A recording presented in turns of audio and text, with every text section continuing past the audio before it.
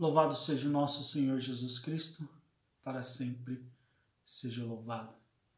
Hashem, Abba, Ben, Ruach Kadosh, Amém. Bendito sejas tu, Senhor nosso Deus, Rei do Universo, que nos santificou com seus mandamentos e nos ordenou estudar a Torá. Rogamos-te, eterno nosso Deus, Senhor do Universo, tornar agradáveis as palavras da tua Torá em nossa boca e na boca do teu povo, a casa de Israel.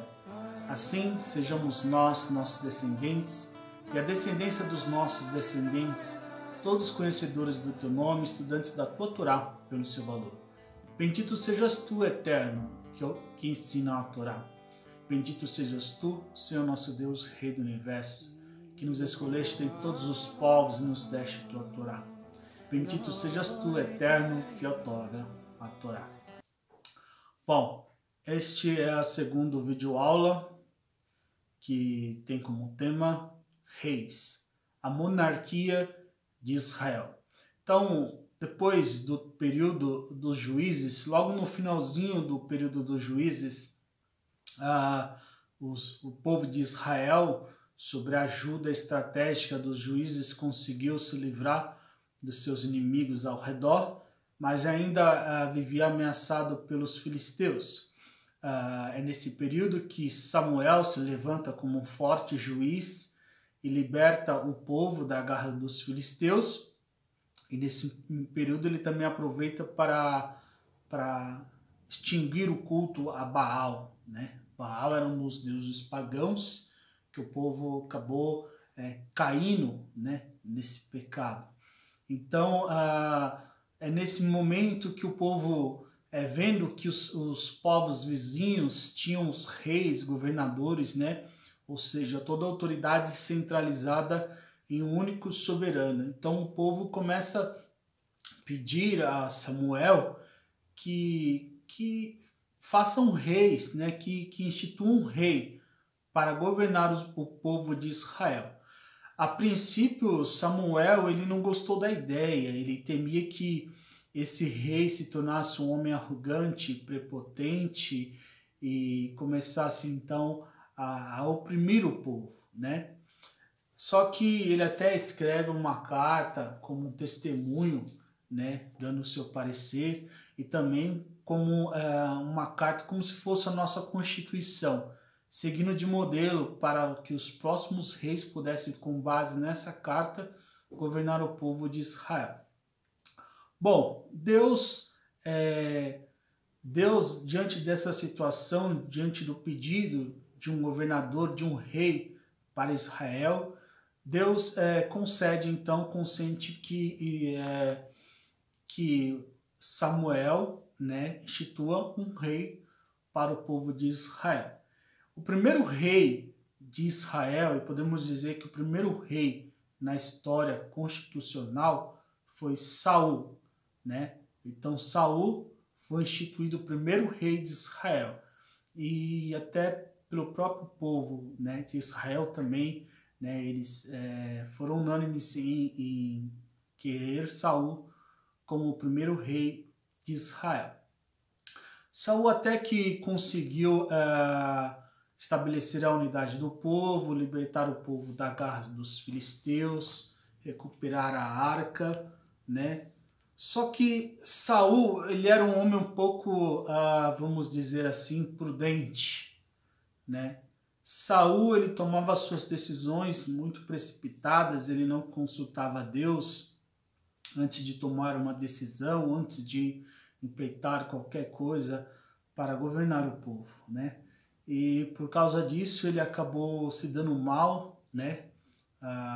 Seus projetos não foram muito bem sucedidos e ele acabou sendo reprovado por Deus.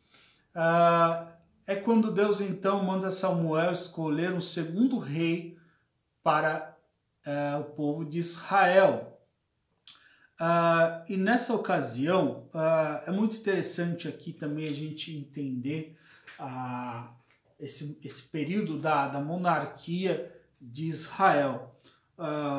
Deus então manda que Samuel vá à casa de Jessé para escolher um dos filhos de Jessé e ungí-lo como rei de Israel.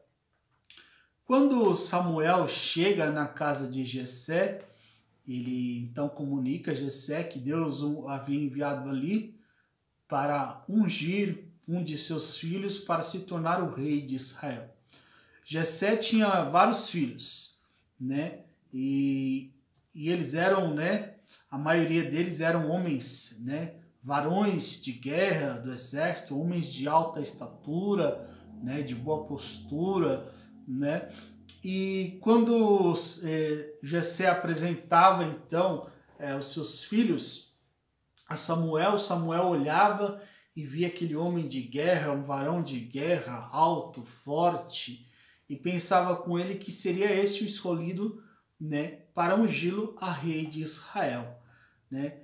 E veio o primeiro e Deus disse, não, não é esse. Veio o segundo e Deus também não consentiu. Veio o terceiro e também Deus não consentiu. Veio o quarto e assim sucessivamente. Então Samuel tentava ungir então aqueles filhos de Jessé e Deus reprovava, não consentia. Até que Deus chamou a atenção de Samuel, dizendo, Samuel, eu não sou como o homem que vê a aparência que está diante dos olhos. Eu vejo o coração. Não é nenhum desses filhos de Jessé que eu escolhi para ser o rei de Israel, né? Foi então que Samuel chegou para Jessé e disse, Jessé, você tem mais algum filho para que eu possa vê-lo e verificar se é esse que Deus aprova, que Deus escolhe como rei de Israel? Jessé então diz, eu tenho um filho, o mais novo, Davi, ele é pastor de ovelhas, né? E aí foi que Samuel chegou para Jessé e disse assim, então mande-o chamá-lo, porque nós não vamos sentar à mesa, né, para ceiar enquanto esse seu filho não vier até aqui, né? Então os irmãos de Jessé, os irmãos de Davi correram e foram chamar seu irmão, que estava lá apacentando as ovelhas de seu pai, né? Quando Davi chegou, Davi ele era um homem de baixa estatura, ruivo, né? Pastor de ovelha, e ele chegou, né? E pastor de ovelha cheira mal, porque ele convive muito tempo com as ovelhas, né? E usa aquele roupão, né? O cajado, né? O surdão, a funda, que é uma espécie de estilingue, né? E quando Davi chegou, ele se apresentou a Samuel, aí Deus falou assim, é esse aí, Samuel, pode ungir, porque é esse o que eu escolhi para ser o rei de Israel, né? E aqui a gente já começa a ver a primeira lição, que Deus não se deixa levar pelas aparências, né? Samuel, ele estava, os critérios que ele estava avaliando era a estatura, porte físico, né, o currículo, né? Mas Deus não, o critério de Deus é um coração, né? É um homem que está inclinado para si, né? Que a kavaná, né, no hebraico quer dizer a intenção, a direção, está inclinado para a vontade de Deus. E a Escritura vai dizer que Davi era um homem segundo o coração de Deus. Então Deus, quando Davi chega, Deus fala para Samuel, Samuel, pode ungir ele, porque é ele que eu escolhi, ele que será o sucessor de Saul, ele que será o rei de Israel, né? E então a gente aprende com isso, né? Que Deus ele não se deixa levar pelas aparências, né? Aquele homem que era pastor de ovelhas, o menor da casa, nem do exército não servia, não tinha porte físico, nem estatura, nem boa aparência, mas era um homem segundo o coração de Deus. A kavaná, a intenção do coração, a direção do coração dele estava inclinado para Deus. O coração dele era segundo a vontade de Deus. E Deus já havia tido uma experiência frustrante, né, com o governo, com o reinado de Saul, que era um homem prudente, que não consultava Deus, que não seguia os conselhos de Deus. Então Deus agora queria instituir um rei para Israel, um homem que estivesse de acordo com a vontade de Deus, inclinado para os propósitos de Deus, né? Então, Deus manda que Samuel unja Davi como rei de Israel. E aqui nós já vemos no rito, né, da unção dos reis. Toda vez que Samuel ia ungir o rei de Israel, ele pegava então um chifre de animal, né, que podia ser de carneiro, de unicéfalo, né, e enchia de óleo e derramava o óleo sobre a cabeça do rei, do eleito de Deus a rei de Israel. Era o rito da unção.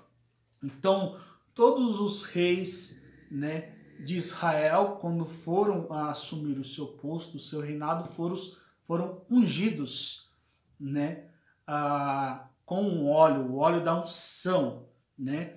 Esse rito queria dizer, a unção significa o sinal da pertença, né, de que aquele era consagrado, separado, escolhido por Deus para exercer tal cargo.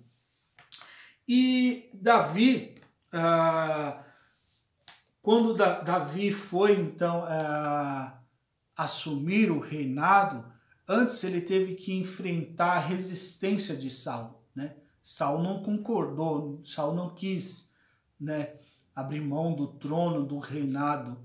E Saul então empreendeu uma perseguição contra Davi, né? Até que, diante de vários acontecimentos, ele percebeu que essa era a vontade de Deus, né?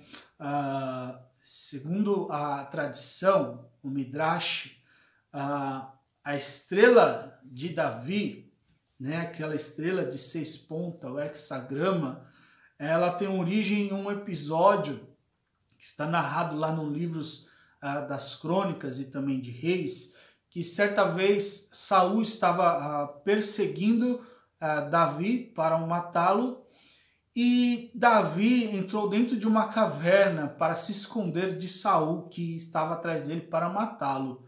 Quando Davi entrou nessa caverna, uma aranha desceu sobre a porta da caverna e teceu uma teia ali na porta da caverna, né? E nesse momento Saul passa e ele para de frente dessa caverna, né? E Saul pensa consigo se talvez Davi teria entrado naquela caverna. E se Saul tivesse entrado naquela caverna, ele teria conseguido capturar Davi e matado Davi, né? Impedido Davi de assumir o trono de Israel. Mas Deus é o Todo-Poderoso, é o Shaddai, o seu governo, a sua providência, tudo está ao seu controle, nada foge ao controle de Deus, né?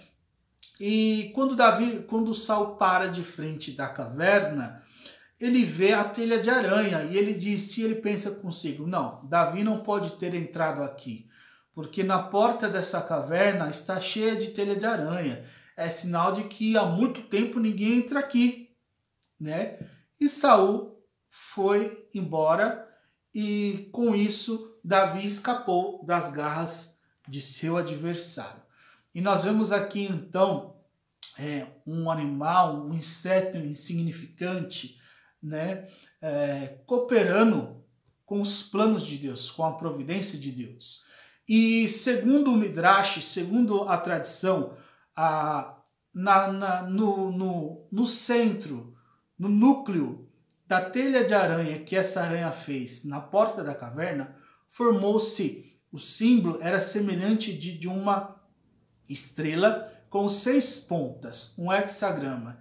E daí veio a inspiração da estrela de Davi, né?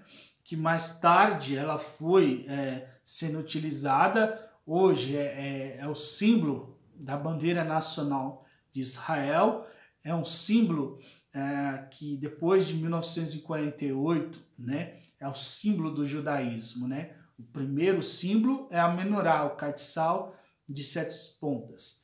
E até que Davi finalmente assume o trono de Israel.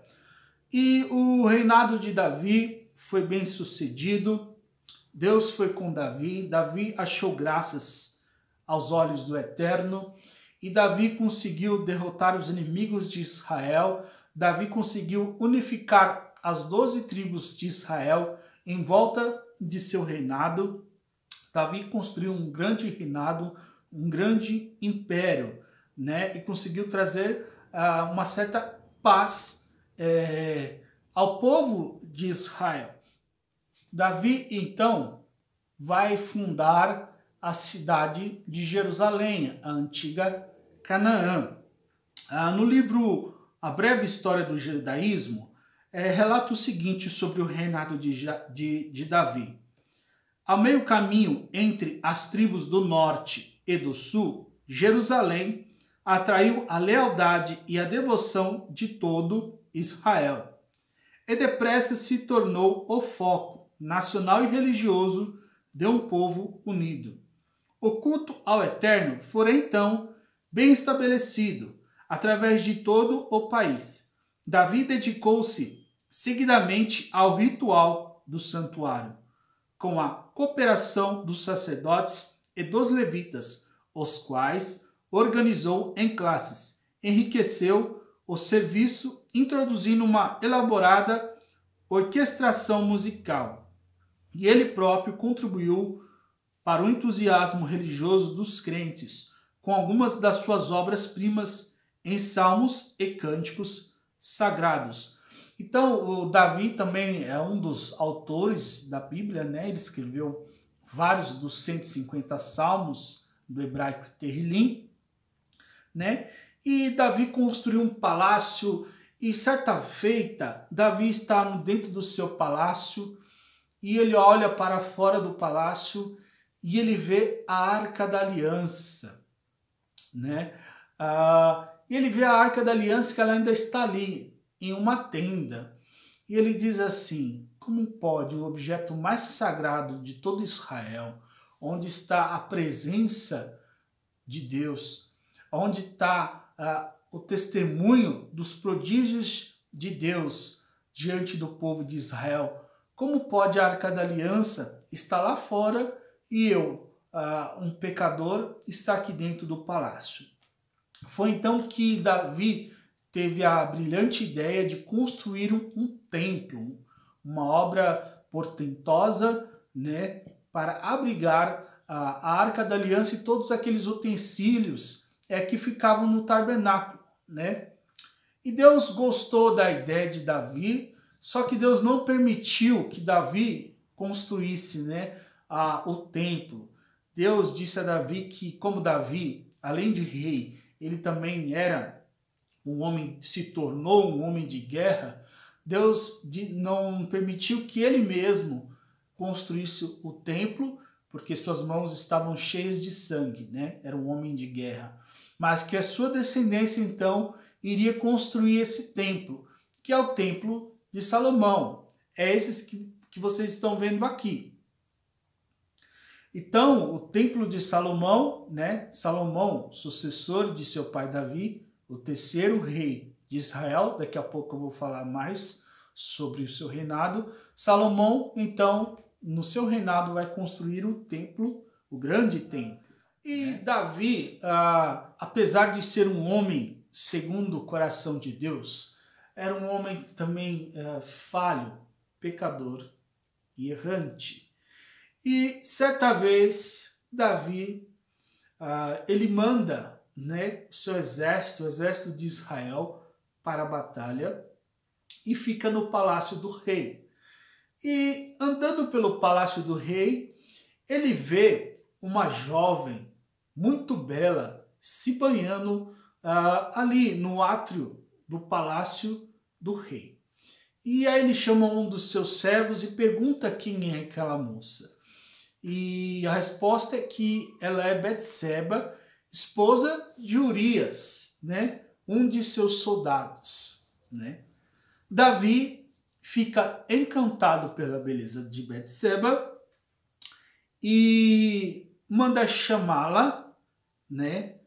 E acaba seduzindo ela e se deitando com ela e caindo em adultério. Desse adultério decorreu uma gravidez. E Davi, tentando então ocultar o seu feito, ele manda chamar Urias, né?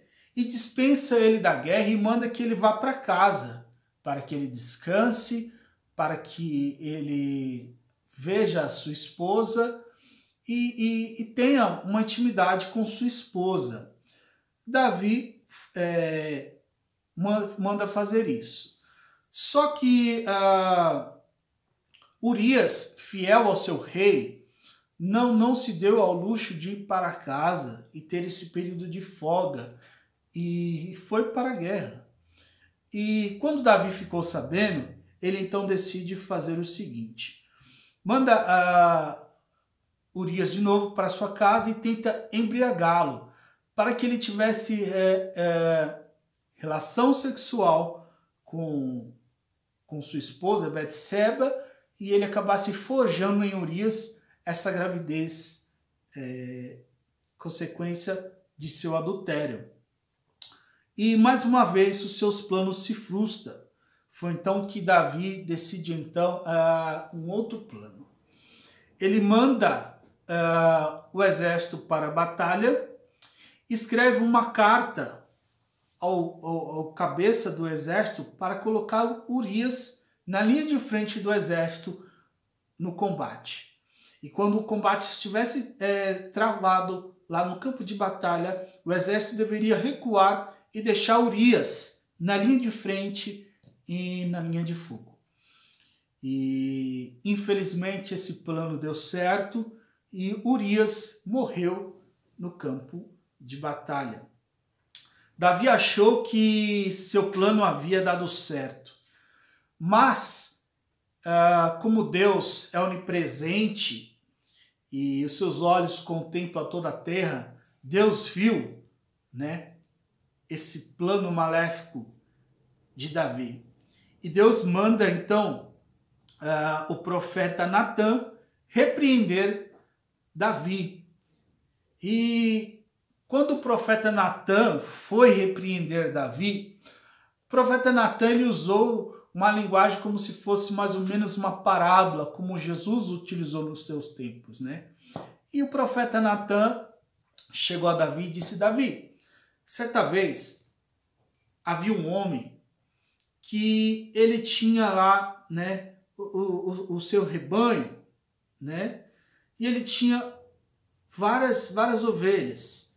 E tinha um homem pobre que só tinha uma. E esse homem que tinha o seu rebanho grande veio a perder uma de suas ovelhas, um de seus animais. E não contente com isso, ele foi e deu um jeito de roubar aquela ovelha daquele único homem pobre para restituir aquela que havia perdido, né? E deixando apenas aquela morta para aquele homem, né? Na sua opinião, ó rei, o que deveria acontecer com esse homem que tinha várias ovelhas e que foi injusto com aquele que só tinha uma? O rei Davi olha para o profeta Natã e diz assim: este homem é digno de morte, ele deve morrer. Aí o profeta Natã olha para Davi, aponta o dedo na cara de Davi e diz assim: este homem é você.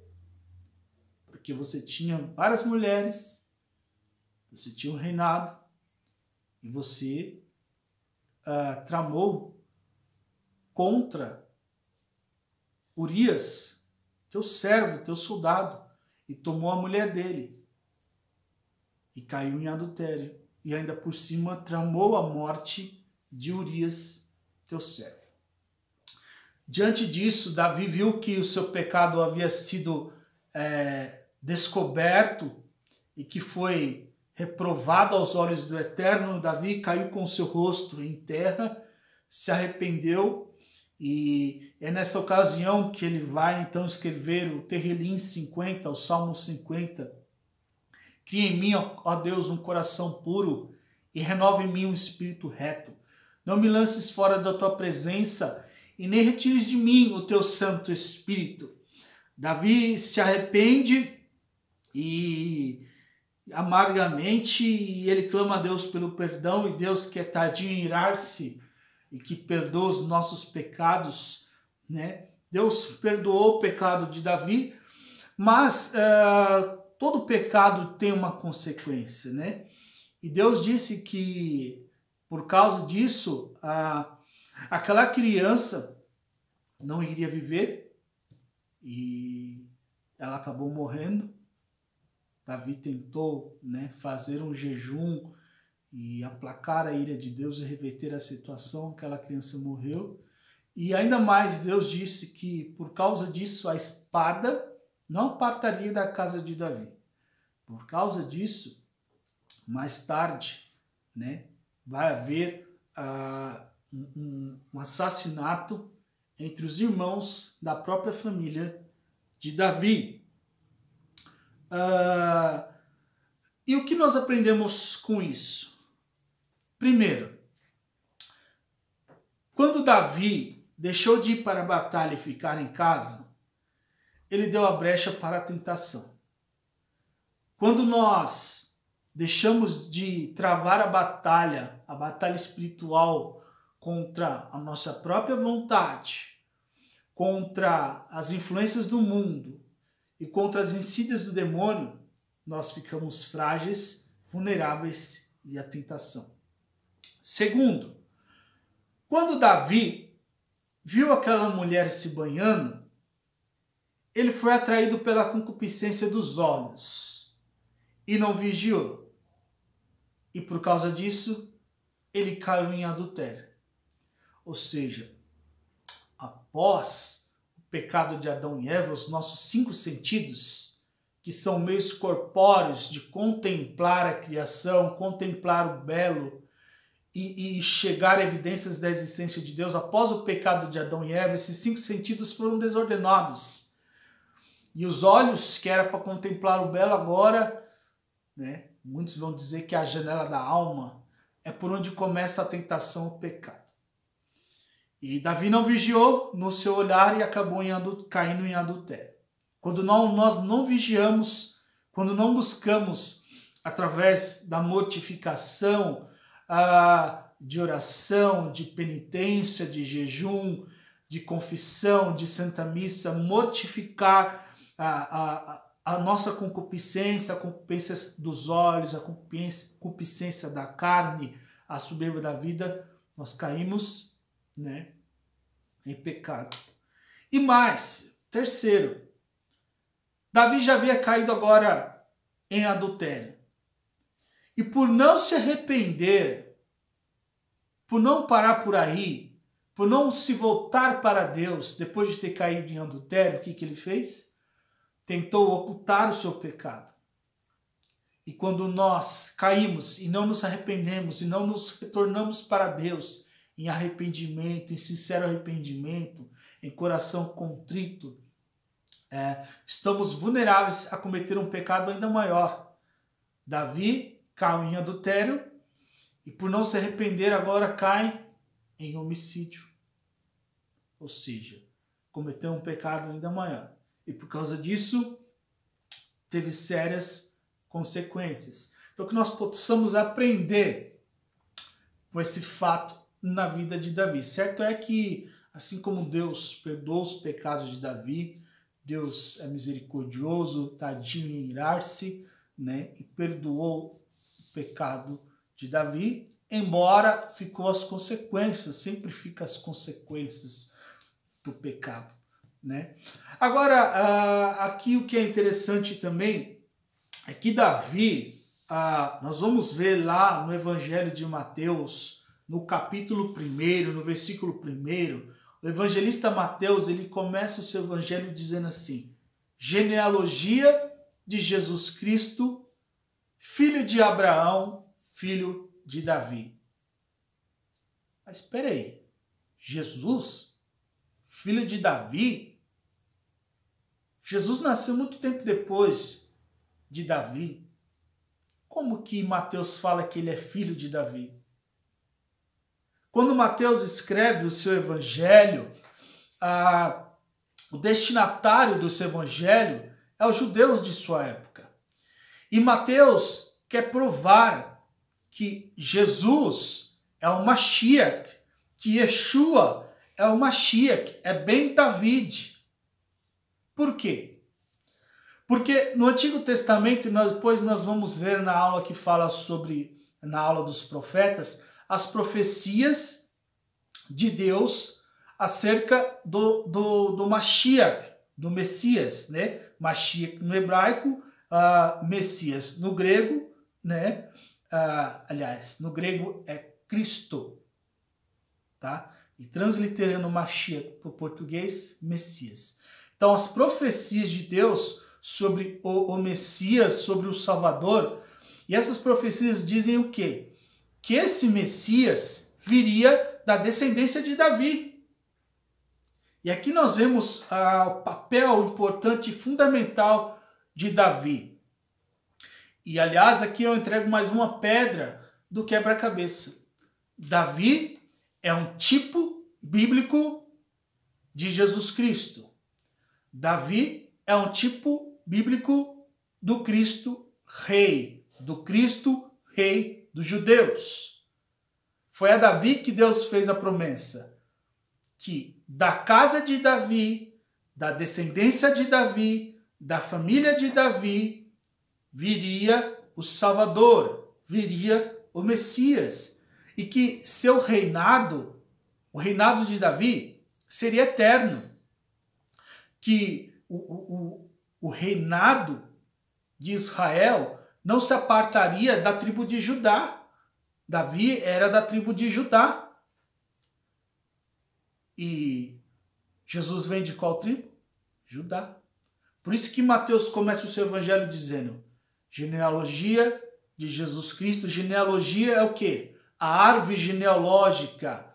Ele traçou toda a árvore genealógica, toda a descendência, né? E a ascendência de Jesus, para mostrar, para provar que Jesus, ele vem de uma linhagem davídica, que ele vem de uma linhagem de Judá, que ele vem da linhagem da qual Deus falou que era dessa linhagem que viria o Salvador, né? O profeta Jeremias disse, né, que da raiz de Jessé viria o Salvador. Quem é Jessé? Pai de Davi. Por que fala raiz de Jessé? Porque do tronco da árvore de Jessé, ou seja, da árvore genealógica de Jessé, que é pai de Davi, da tribo de Davi, da tribo de Judá, viria o Salvador, Mashiach e Jesus Cristo. E que o reinado de Davi seria eterno. Por quê? Porque o reinado de Jesus não é um reinado político, não é um reinado terreno, não é um reinado territorial e geográfico, não um reinado nacionalista, mas é um reinado, o reino de Deus, um reino espiritual, eterno. Então aqui a gente já vê, nós vamos ver em Davi, tá, um tipo bíblico, uma prefiguração do reinado de Jesus Cristo.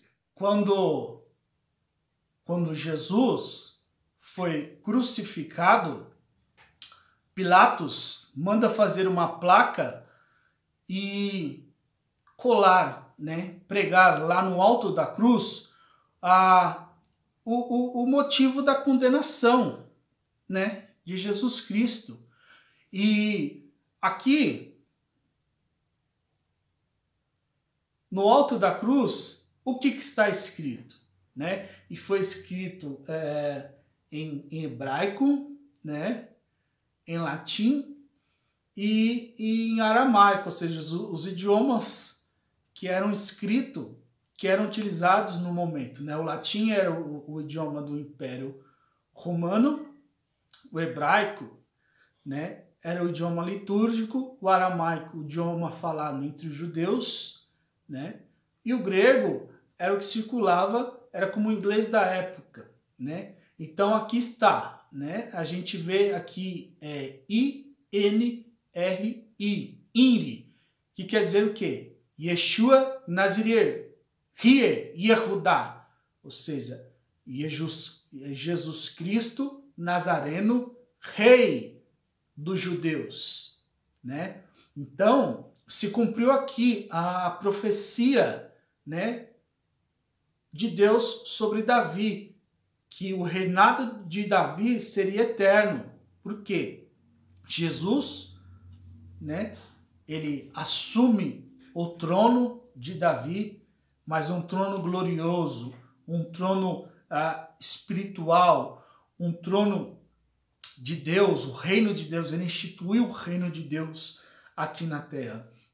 E os reis, né, a dinastia davídica, né, eles eram coroados, né, com honra, né? Todos os reis de Israel, né, eram coroados, né, eram autoridades soberanas sobre o povo. Aqui uma coroa, né, como essas que os reis, né, nos dias de hoje na Europa, né, eles usam, né? Mas Jesus, ele renunciou, né, uma coroa de ouro para usar uma coroa de espinhos, né? Ele trocou, né, essa coroa de ouro por uma coroa de espinhos. Por quê? Porque ele levaria sobre si, conforme Isaías 53, as nossas dores, né? As nossas iniquidades, né? O castigo que nos traz a paz estava sobre ele. Ele foi ferido, né, por causa das nossas iniquidades, e seguindo as suas pisaduras nós somos sarados. Então nós vemos em Davi uma figura forte de Jesus Cristo, né? E Davi, né, teve um reinado bem sucedido, né? Ele fundou a cidade de Jerusalém, ele unificou as tribos em volta do seu reino, ele instituiu o culto, né? Ele mesmo escreveu vários salmos lindos, né? Mismor le Davi, Salmo de Davi, como Salmo 23, né? Então, Davi foi bem sucedido no seu reinado.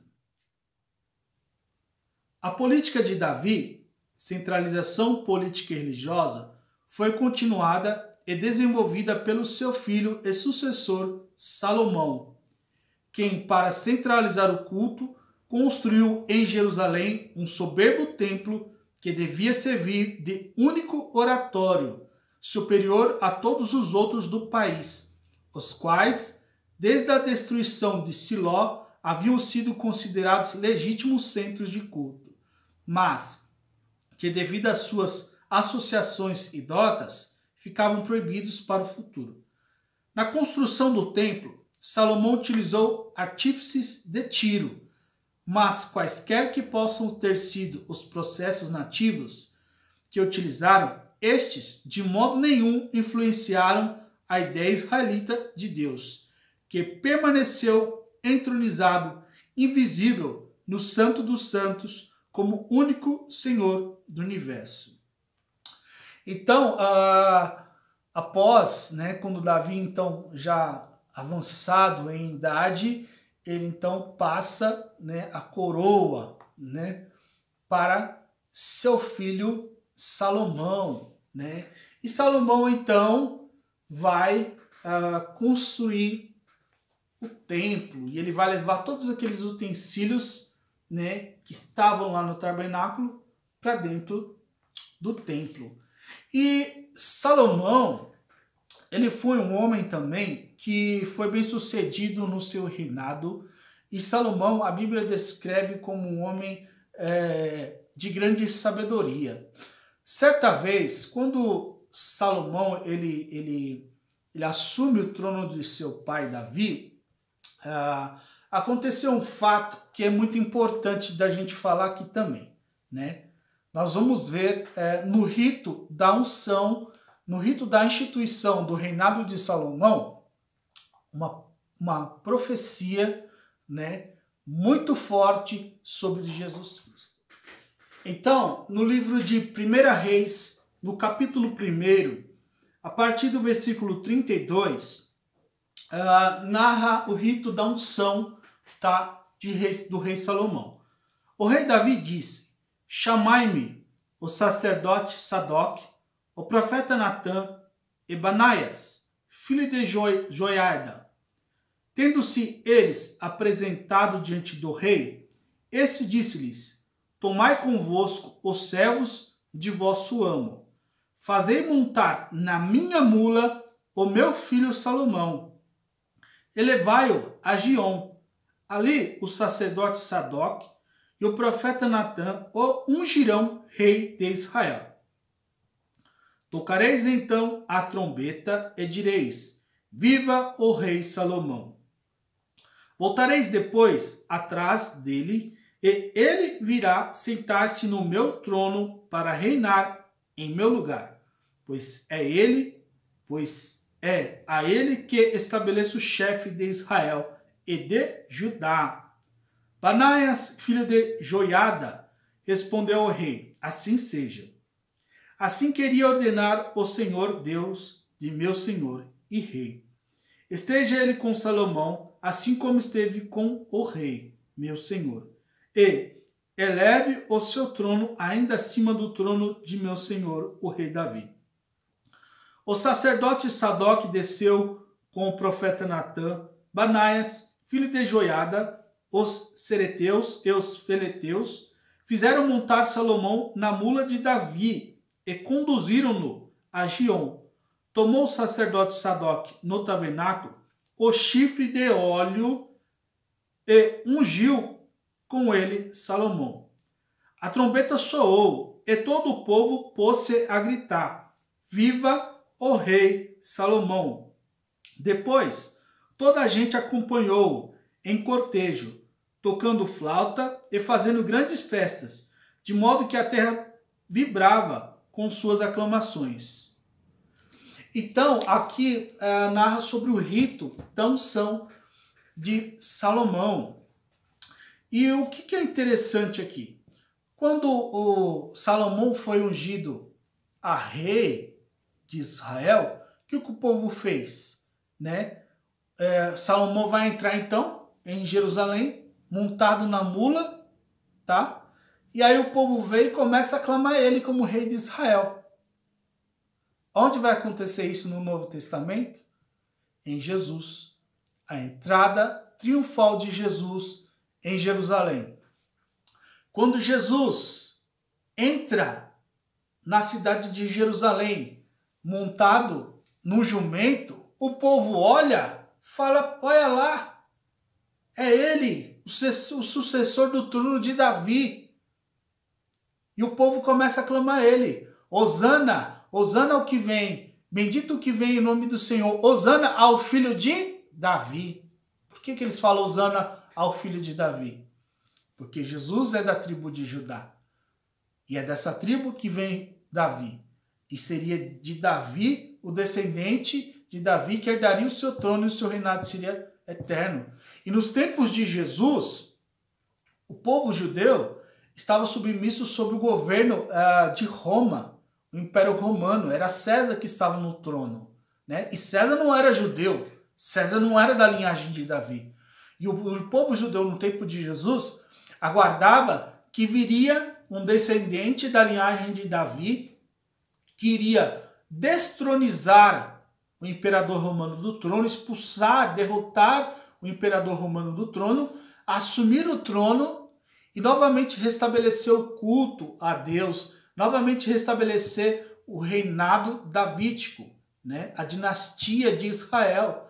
Então, quando Jesus entra na cidade de Jerusalém montado na jumenta, o povo tira as roupas, joga no chão, faz um tapete, pega os ramos e começam a abanar. Por que eles também abanam os ramos? Porque quando o rei de Israel vencia as batalhas, né, o povo aclamava o rei, né, por causa da vitória, com ramos de oliveiras, com ramos, né?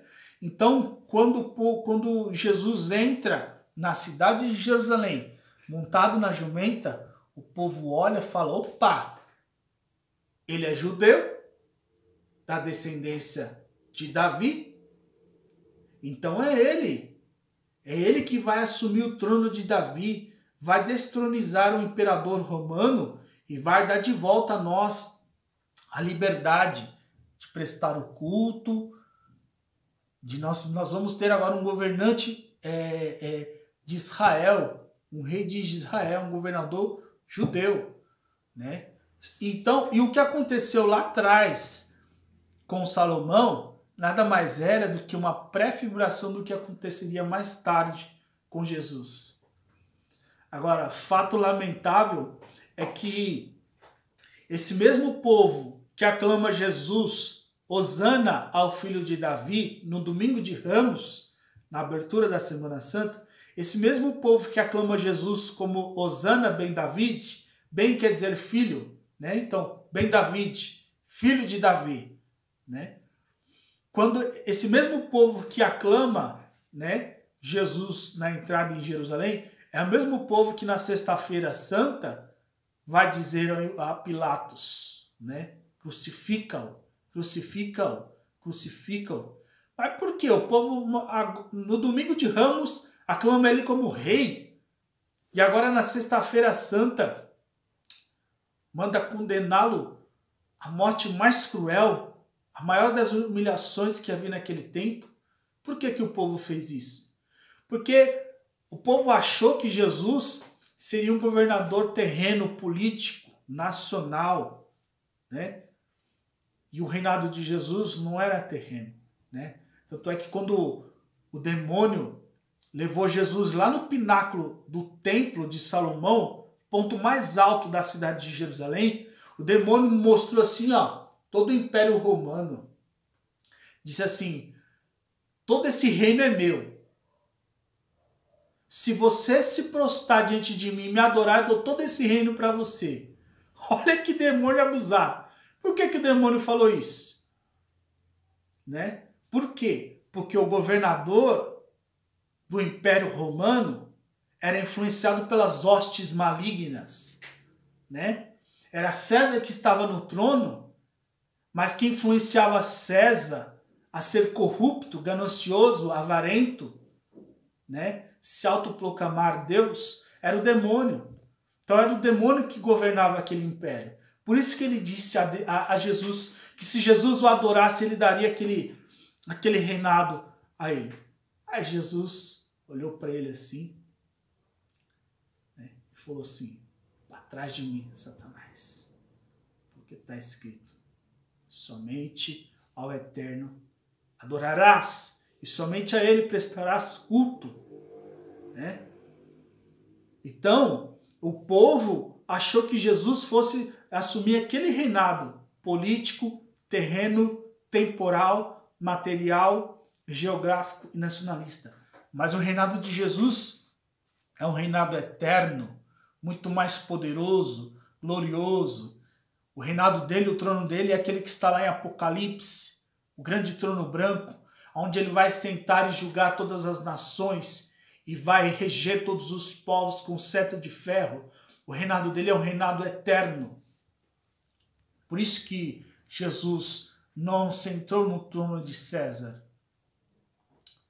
E o povo se decepcionou. No domingo de Ramos vê ele entrando montado no jumento, fala, é o rei, é Ben David, é o Mashiach. Aí quando vê ele, na sexta-feira, sendo chicoteado, cuspido, escarnecido, humilhado, quando vê ele sendo condenado, quando vê ele sendo despido, quando vê Jesus, como disse o profeta Isaías, como ovelha muda não abriu a sua boca, né? Eles se decepcionam, falam, não pode ser ele o Mashiach. Como assim? O Mashiach sem autoridade, sem poder? Então eles se decepcionam e por isso mandam, né? Pilatos crucificaram Jesus. Eles também achavam na concepção judaica que Jesus ele se diz filho de Deus e o próprio Deus. Isso na concepção judaica é inadmissível, é inconcebível. Como assim um Deus que se faz homem? Eles acham que o Mashiach é apenas um homem terreno, né, que não tem divindade, que não tem poder e autoridade divina. Em algumas correntes judaicas, o Mashiach é apenas uma grande ideologia, um grande pensamento, mas não um homem propriamente dita, uma personalidade propriamente dita.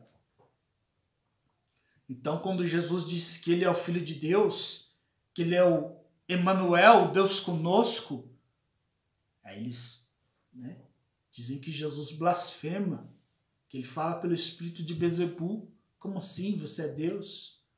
Né? Então, nós vemos aqui também, em Salomão também, várias prefigurações de Jesus Cristo. E Salomão, quando ele assume o trono de Davi, ele era muito novo. E ele está ali governando 12 tribos, né? Um povo numeroso, né? Território grande. Jerusalém, a capital de Jerusalém, era um grande centro econômico, era um lugar estratégico. Então muitas pessoas, muitos povos, muitas nações passavam por ali, né? E aí ele se vê diante de uma grande responsabilidade. Ele chega para Deus, só que ele não fez igual Saul, não meteu o pé pelas mãos. Ele consultou o Eterno. Ele foi orar e disse assim: Senhor, preciso da sua ajuda, do seu auxílio. Aí Deus falou para ele assim: Salomão, pede o que queres. Aí Salomão já tinha na ponta da língua o que ele queria. Eu quero sabedoria para governar o seu povo. Deus falou assim: Salomão, você podia ter me pedido riquezas, honras, a vitória sobre os teus inimigos, mas você me pediu sabedoria para governar o meu povo. Isso foi agradável aos meus olhos. E eu vou te dar não só a sabedoria, e vou te dar uma sabedoria tal que nenhum outro homem vai ter tanta sabedoria como você. E além da sabedoria, eu vou te dar a vitória sobre os teus inimigos, honra, e o seu reinado vai ser próspero. E Salomão teve um reinado bem sucedido. Teve um episódio, só para vocês terem uma ideia, da sabedoria de Salomão, 2/3 dos livros sapienciais, sapienciais vem de sapiência, sapiência vem de saber, sabedoria. Então, os livros sapienciais, os livros de sabedoria que tem no Antigo Testamento, a grande maioria foram escritos por Salomão. Provérbios, Cântico dos Cânticos, Eclesiastes, né? Os próprios livros de sabedoria, né? E você tem uma ideia da sabedoria de Salomão, certa vez, 2 mulheres tiveram filhos. Nasceram filhos ao mesmo tempo. E o filho de uma morreu. Aí, essa que perdeu o filho, pegou o filho da outra escondido para ela, para substituir aquele que morreu. E aí, a mãe foi reclamar com Salomão, querendo o seu filho de volta.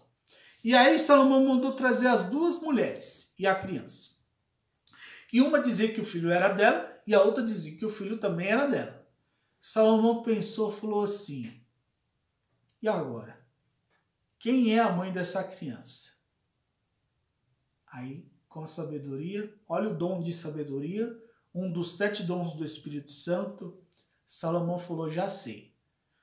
Para não haver mais discussão, faz o seguinte, reparte a criança no meio e dá uma parte para cada um. Olha só a sabedoria dele, né? Todo mundo ficou, nossa, mas como assim vai partir a criança no meio e dar uma banda para cada um? Aí a mulher que estava mentindo aceitou. E a mãe biológica verdadeira da criança falou assim, não, eu não aceito. Pode deixar a criança para ela, mas pelo menos a criança fique inteira. Aí Salomão matou a charada e falou assim, é você então que é a mãe da criança. E com isso ele resolveu isso. Só para ter uma ideia da sabedoria dele. E ele construiu o templo de Salomão, né, um templo, uma obra portentosa, né?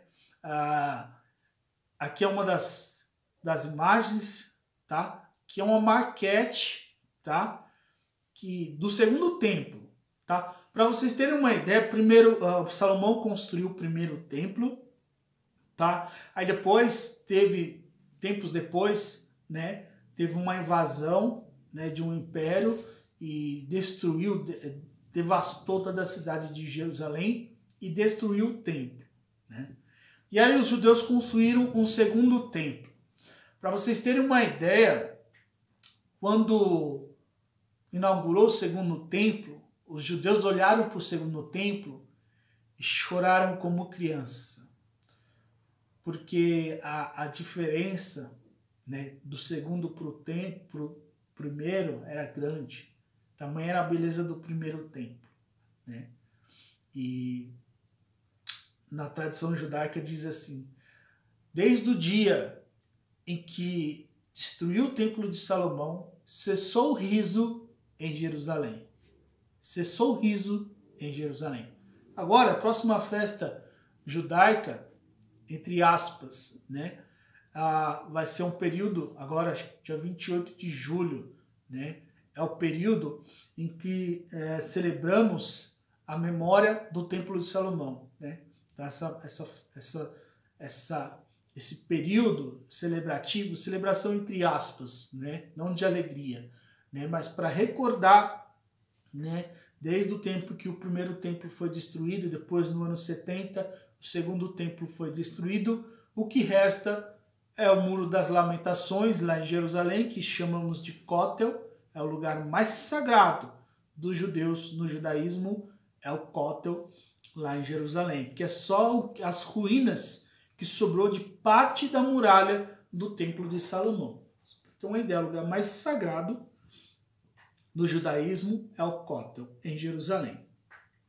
E uma das expectativas dos judeus é que quando o Mashiach, né, o Mashiach, para eles, Jesus não é o Mashiach, para eles Jesus foi um grande rabino em Jerusalém, um grande profeta, mas não foi ainda o Mashiach, né? Porque para eles o Mashiach vai reconstruir o templo, vai restaurar os sacrifícios do templo, vai reunificar as tribos de Israel, né? Vai restaurar os trabalhos dos levitas, dos sacerdotes, os coens, né? Do povo de Israel, né? E isso vai acontecer na segunda vinda de Jesus Cristo. Depois, quando eu for falar de profetas, eu posso trazer alguma coisa a respeito disso, porque isso também é matéria específica de outros encontros, né, sobre o próprio Cristo que nós vamos falar, né? Então, voltando aqui, então o Salomão, ele foi um homem que teve um reinado bem sucedido, porém, Salomão, né, como ele mesmo vai dizer, vaidade, vaidade, tudo é vaidade. Salomão, por causa da vaidade, da concupiscência da carne, herdada de Adão e Eva, de seu pai Davi, Salomão, ele era mulherengo, né? Ele gostava, né? O livro de Reis diz que Salomão tinha 300 princesas e 700 concubinas. Soma aí, 300 mais 600 são 1000 mulheres. Naquele tempo era permitido. Depois Deus foi, né, tirando isso até chegar na Sagrada Família e elevar o casamento, né, a sacramento, né?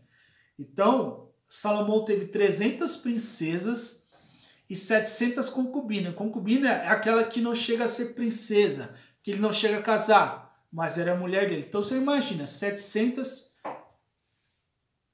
concubinas e 300 princesas. E dentre essas monte de mulheres, esse harém, muitas delas eram egípcias. E quando Salomão ficou mais velho, ele acabou se influenciando por essas mulheres egípcias e adotando costumes, culturas, tradições e cultos pagãos. E acabou caindo em idolatria e adorando e cultuando deuses pagãos, deuses egípcios. E isso foi a ruína de seu reinado. O seu reinado começou a cair. E aí ele foi exortado por Deus, se arrependeu, tanto é que ele vai escrever, né, lá no livro de Eclesiastes, lembra-te do Eterno, teu Criador, nos dias bons, antes que chegue o tempo da velhice e posso dizer, não tenho neles contentamento. Então ele faz essa exortação, ou seja, buscar Deus enquanto você é jovem, enquanto você tem vigor. Não espere falar assim, quando eu ficar mais velho, criar mais juízo, eu me converto, eu vou me tornar santo. Você não sabe o dia de amanhã, né?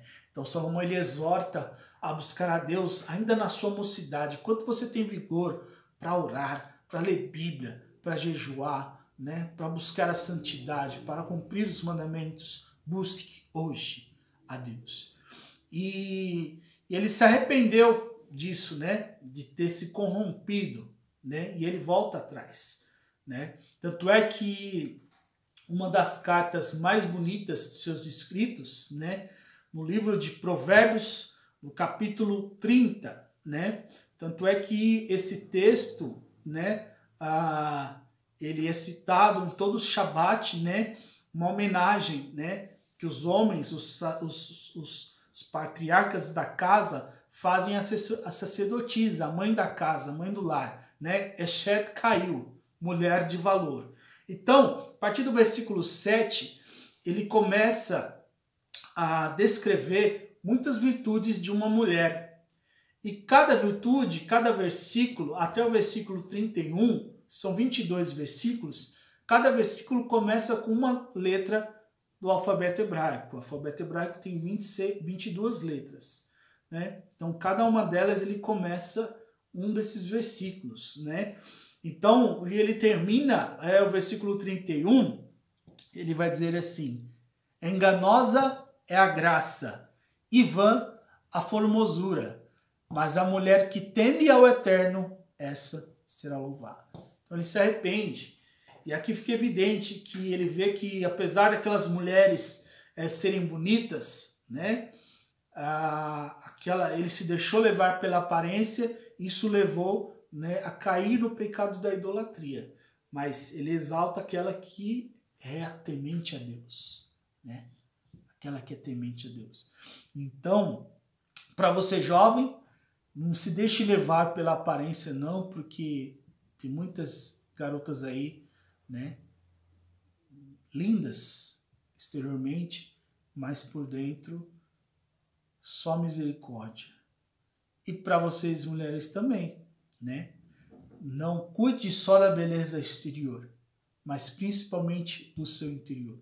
Porque a mulher que ela se deixa levar pela sensualidade, pela lascívia, para atrair os homens, né? Ela esquece de cuidar do interior.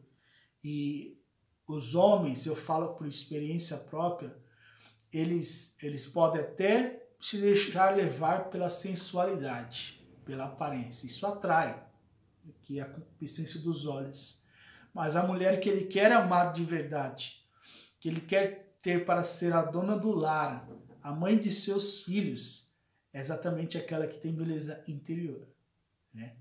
O homem sábio não se deixa levar pela aparência, tá? E Salomão, então, ele se arrepende. Tanto é que se ele não tivesse se arrependido, Deus não havia inspirado ele a escrever essas coisas e hoje fazem parte do cânon das Sagradas Escrituras, né? E depois de Salomão vai ter os outros sucessores dos reis de Israel. Muitos deles, né, foram maus, né, péssimos governantes, se deixaram levar mais pelas coisas materiais, se corromperam, promoveram o culto a Baal e o reinado foi triste. Tanto é que isso resultou, né, no fim do reinado de Israel. A separação das 12 tribos eram 12. Ficou o reino do sul, o reino do norte. O reino do norte, o povo de Israel, 10 tribos. O reino do sul, Benjamim e Judá. Esse reino do norte se perdeu todinho. Se misturou com os povos egípcios e perdeu a identidade do povo de Deus. São os samaritanos, que mais tarde a gente vai ver lá em Jesus. É um povo que era considerado um povo impuro, porque se contaminou, se misturou com outros povos pagãos e idólatras. E esse povo que restou, que permaneceu fiel à remanescência de Israel, Benjamim e Judá, se tornou uma única nação, a Judá, que daí vem o nome judeu. E é daí que vem Maria, e de Maria vem o Salvador, Jesus Cristo. Então, eu paro por aqui, essa aula sobre os reis de Israel, tá? Próxima aula agora nós vamos falar sobre os profetas, tá? E espero que vocês tenham gostado, né? Vamos continuar crescendo na graça, no conhecimento e vamos buscar a Deus ainda hoje na nossa mocidade, para que um dia a gente possa herdar a nossa coroa, que diz nas Sagradas Escrituras que as nossas obras serão julgadas, Deus vai nos recompensar, vai nos dar o galardão, e Jesus vai coroar aqueles que foram fiéis a eles. Louvado seja nosso Senhor Jesus Cristo, para sempre seja louvado. Hashem Abba, Pen, Wakadosh, Amém.